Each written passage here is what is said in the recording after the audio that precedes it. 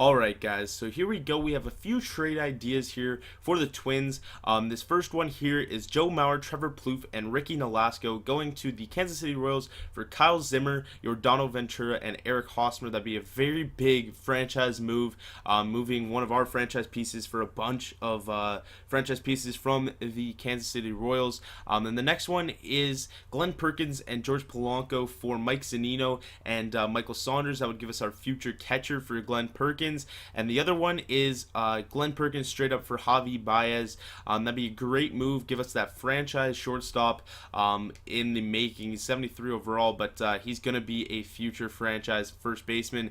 But you can see here, Kurt Suzuki is going to be out for 2 to 3 months with a dislocated shoulder. We're going to throw him on the 60-day DL, and after that injury happened, we were going to have to trade for a catcher. We could have just started Yasmil Pinto, but I didn't really want to just start him and not have like a 50 overall backup. So we are going to go trade for Chris Iannetta. We're going to give up Travis Harrison, a third baseman prospect, 61 overall, B potential, and we're giving up him for Chris Iannetta. They will get back to us in a few days, so we're not going to have Iannetta for this game. Pinto is going to get the start in this game, but once Iannetta comes back, Pinto is going to go as the backup catcher. And you can see here we're taking on the defending world champions, the Boston Red Sox, here at home at Target Field. They are 18-20. We're 22-16.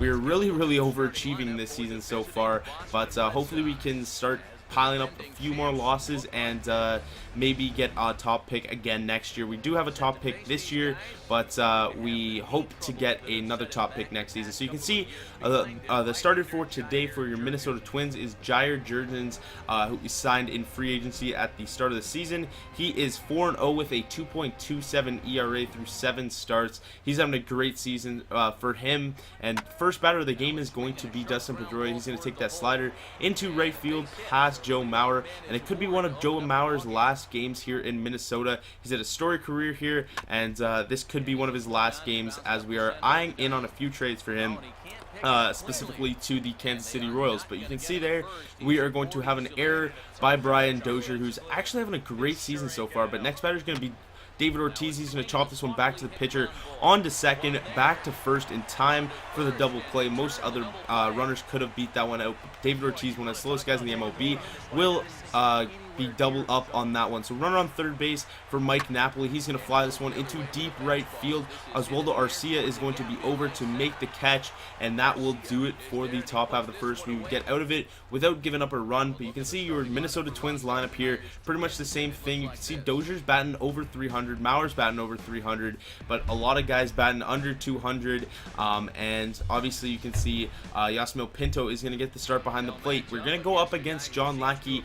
He's not having as good of a season as Jurgens, but he is having a decent season.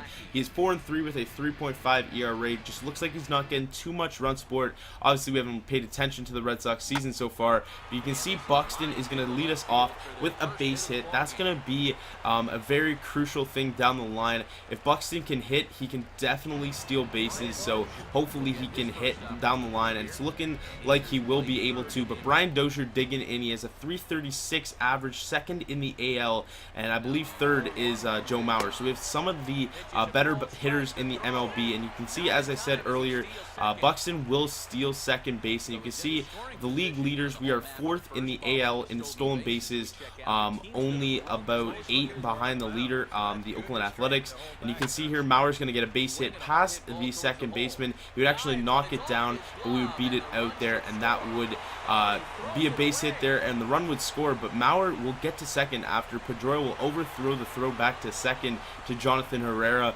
but not so nice of a play by Pedroia, overthrowing the second baseman there, and that will give us the 1-0 lead. But Josh Willingham batting under 200. He's going to get a base hit up the middle, and the center fielder is going to come up throwing. Sizemore will gun Mauer at the plate, and it's just looking like Willingham's not having good luck so far in this game. He has a very low average, and he cannot buy an RBI there. But Oswaldo Arcia is going to turn on that fastball from John Lackey, a very nice piece there from Oswaldo Arcia, and that will give us the 3-0 lead.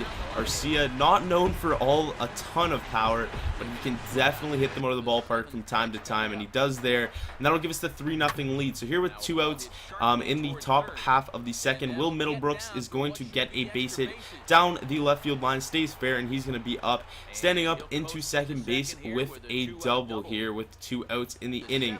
So Jurgens still on the hill, 3-2 count to the next batter. He's going to be up against Grady Sizemore, and that is going to be a base hit off the third base. Nothing that Plouffe could do there. All runners are safe on all hands, and nothing really you could do there. He was lining up for the catch there, and it just hit the first base. But Jurgens is going to make a nice play here coming off the mound. He's going to throw out Pedroia at first, and that will do it for the top half of the second. We move to the bottom half of the third. Willingham up for his second half out of the game. He's going to drive this one deep left field.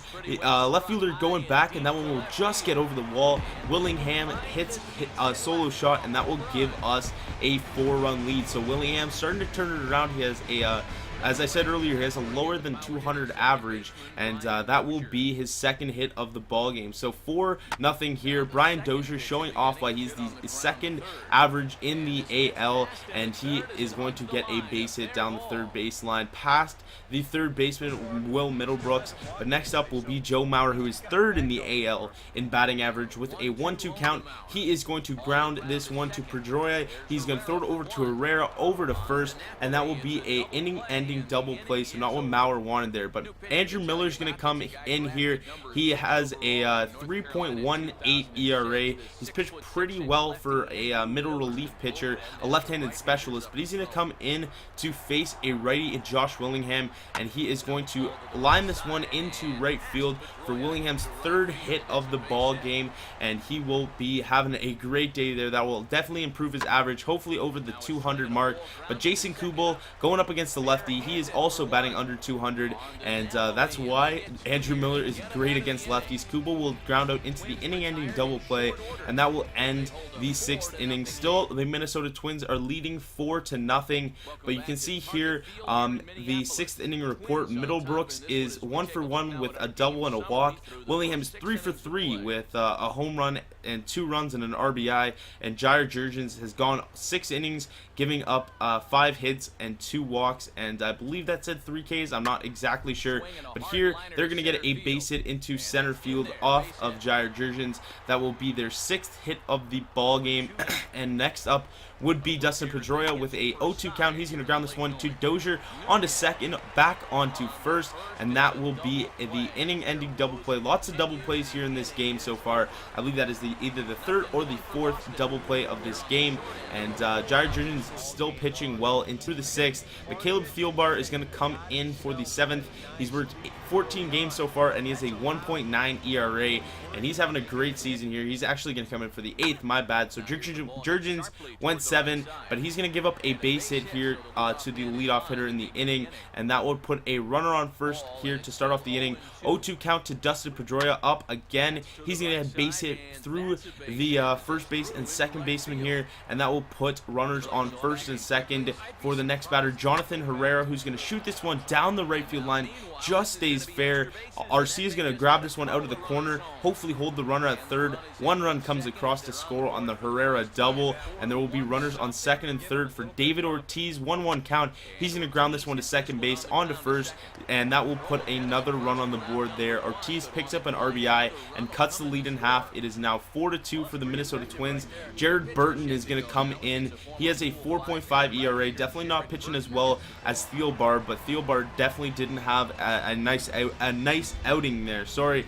And Burton coming in for his 8th time of the season with the runner on third base and 1 out. He needs a strikeout here or a pop out, because anything else will bring the run across, and he's going to strike out Mike Napoli there. Scott Diamond is going to come in, so Burton only works for the 1 batter. Scott Diamond's going to come in. He is a left-handed specialist. He's going to come on to face the switch hitter who is coming up next. I believe it is Daniel Nava, and we switch him over to the right side of the plate. And here with the 3-2 count and 2 out, Nava's going to ground this one back to the pitcher off of the foot of Diamond. He's going to make the play over to first, and that was a nice play there by Diamond to end the inning. So we still have the 2-run lead here heading into the top half of, well, the bottom half of the 8th, sorry. And with 2 outs, Willingham's going to come up once again, and he's going to pop this one up. The catcher's over to make the play. Pierzynski does make the grab after he does have a little bit of trouble tracking that one, but he will pop out there to end the inning.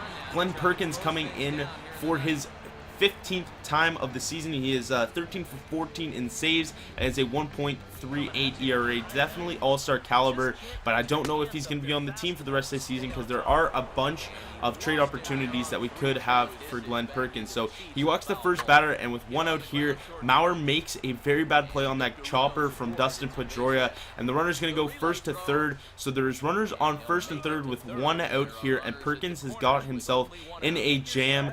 Xander Bogaerts is going to come off the bench and pinch run for the runner on third base. I believe it was Jonathan Herrera who was on there, and Bogaerts will stay in the game to play short. So next up will be Johnny Gomes. He's going to ground this one to third base. Plouffe over to Dozier, tries to turn it for 2, but the ump calls him safe at first, and that will continue the inning. The 1 run does come across. It is a 1-run game here. Pedroia comes up with 2 strikes. He's going to shoot this one down the right field line. That one will just stay fair. Arcia is going to try and get this ball in. They hold the runner at third, and that could save the game there, as Arcia did get that ball in quickly. So runners on second and third for the next batter, Jonathan Herrera, with 2 outs. He's going to drop down a bunt, and Perkins comes off the mound quickly, throws him out at first, and that will be the end of the ball game. A weird way to end it, but we do get the win here, 4-3 here at home at Target Field.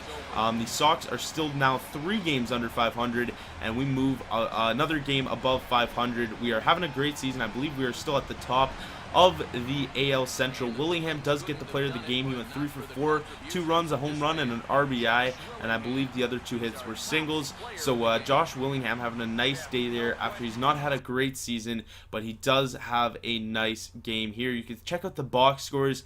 Another nice game here for the whole team around.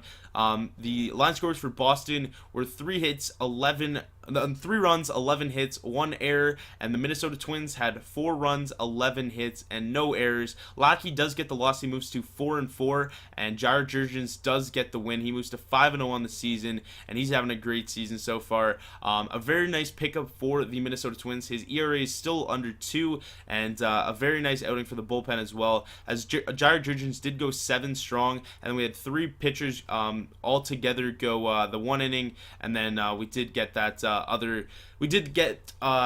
Perkins to go get the save after he did give up the 1 run. But you can see the trade was accepted from the Angels, and we do pick up Chris Iannetti. He's going to be the starter for the rest of the season. That's going to do it for the episode, guys. I'll see you guys in the next one. Peace.